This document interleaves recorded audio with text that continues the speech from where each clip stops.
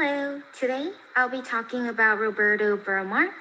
He was a much admired, very talented landscape designer from Brazil.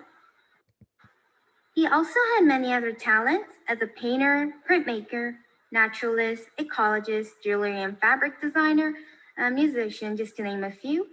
He's most famous for his design of parks and gardens, but we'll later see how his wide range of artistic practices were the backbone to his creative, innovative works. He was very interested in botanical sciences and in discovering new plants, with over 50 plants named after him. He was actively speaking against deforestation, protection, and conservation of the rainforest. Personality-wise, his friends describe him as big-hearted and playful, quite chill, unless you're one of those people who just wanted to destroy the Amazon. With his landscape works, his first inspiration was from the Botanical Garden in Berlin while studying painting there. He also studied visual arts at the National School of Fine Arts, where he meets Lucio Costa as a professor, his mentor, and future architect co-worker. Burle Marx's other influences include works of Picasso, Alexander Calder, Fernand Leger, and Joe Miro. Another turning point for him is the site of Santo Antonio, a huge estate he purchased, where he finds passion for Brazilian rainforest, plant research, and hands-on gardening experiences for his own tropical garden with over 500 philodendron plants. In 1955, he established Burle Marx and Chia, his own landscape company. Marx was commissioned to work all over the world, including Brazil, Argentina, Chile, France, South Africa, and even here in the US, including Washington, D.C. and LA. Eventually, he worked for 62 years till the year of his death, when he was 84 years old. Today, he's still known to have brought modernist landscape architecture to Brazil. We'll now dive into looking at 3 of his works and talk about his architectural approaches. His artistic style is said to be avant-garde and modern, influenced by Cubism and abstraction. He was anti-mimetic, which is the idea of life imitating art, about artists expressing and teaching what beauty of nature is. And these are just few of his paintings that show the distinctive Brazilian style he emphasizes throughout his landscape works. First work we'll look at is the Copacabana Beach Promenade, which is one of his most famous projects. This promenade has a pavement pattern to the landscape along the Avenida Atlantica. It's as if he painted a single canvas work in this big scale 3-mile-long path. He uses free forms to the promenade's water features, kind of like the sea breeze and palms along the Avenida, and the beach is bordered with the Skyla pattern mosaic walk. It's interesting how all the promenade sections are different, since he uses grouping of these Portuguese mosaics.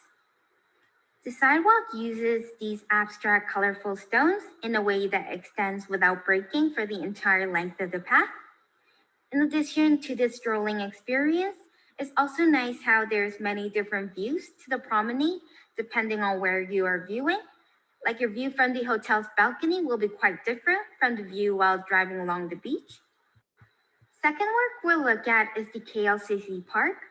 His aim for this urban park's design was to, open quote, leave the world a little more sensitive and a little more educated to the importance of nature, close quote. So this idea of conservation and biodiversity were his focus. He liked using native plants and each of his characters to complete the garden. So there's aesthetics based on nature, yet a wide range of tropical greenery, contrasting the busy Kuala Lumpur city, like New York's Central Park, I think. He again uses path for the walking experience. There's color and form to the mixture of trees and shrubs. Other than sculptural form, he also uses as design factors the scale, lighting, and reflection, particularly in water. He emphasized the integration of man-made design, like water features, lake symphony, fountain, elevated bridge within the natural topography. He just loved projects that were more open and larger in scale so that more people could experience and appreciate them.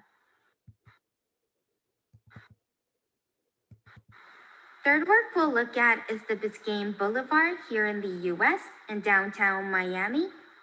Although he proposed the design back in 1988, the city of Miami completed his design almost 20 years later in 2004, way after his death.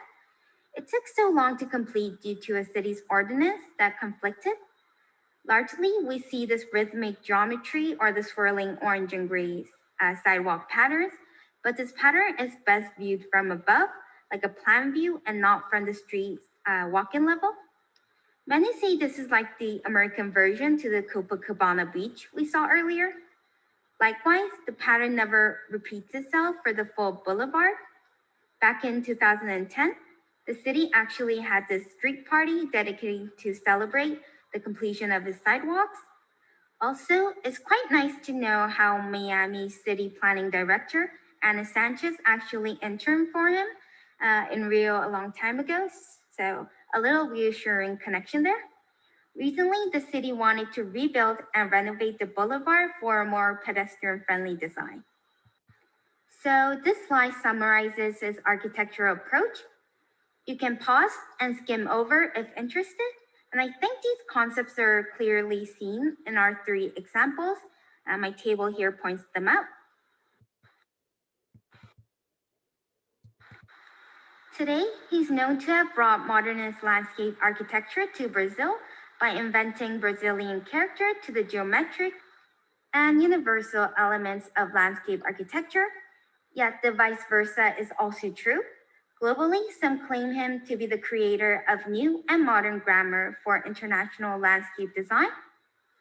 There has been a question of his landscape being too tropical for the Western, yet together with his scientific approach to landscaping, he inspired variations, dimensions of the landscape architecture, including odor, sound, colors, hues, varying plant heights, texture, microclimate, topographical givens, shadows, seasonal changes, morphological instability, non-vegetable elements such as rock, planters, and granite walls, and cluster vegetations.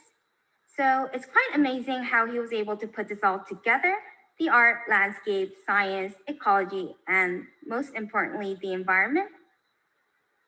To conclude, I think we can say that he initiated the use of landscape design as the sketchbook for his artistic expression that are brought to and still influences the Western canon's approach to landscape and nature.